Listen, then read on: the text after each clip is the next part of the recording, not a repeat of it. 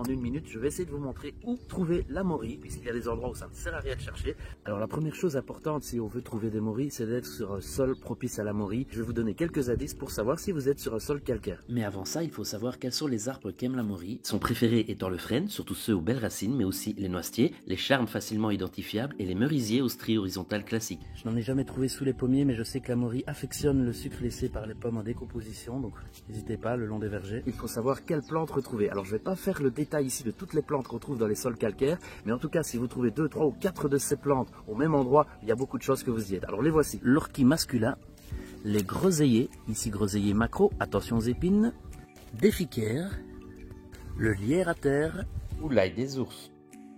D'expérience, je peux dire que c'est là où il y a des mercuriales et où il y a du lierre à terre, au pied des frênes et des merisiers et des noisetiers, qu'on a beaucoup de chances de trouver des mories. Petite suite sur les indices qui vous permettront de trouver des morilles. Il faut savoir que vous êtes bien sur un sol calcaire parce qu'en une minute dans ma première vidéo, c'est pas suffisant pour vous donner tous les indices. Alors en voici d'autres.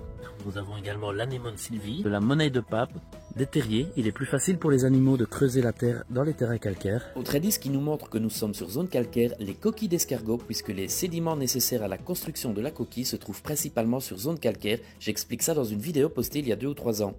Des pneus, c'est typique des sols calcaires. Non, je déconne. Les mottes de taupe qui montrent que le sol a été retourné, ça libère du sucre, j'en parle dans une autre vidéo. Les éboulements calcaires, n'hésitez pas à les repérer et à vous rendre à leurs pieds, regardez tout autour. N'hésite pas non plus à chercher les changements de biotope, comme tu le vois, je suis ici à la bordure d'un pré, au pied des aubépines, même si on va plus vite trouver des verpes de bohème. N'hésite pas non plus à chercher les mises à blanc, comme tu peux le voir ici. Ou encore les zones qui ont été brûlées, certaines mories adorent ça. Et j'en ai même trouvé dans les parterres des parkings de supermarchés.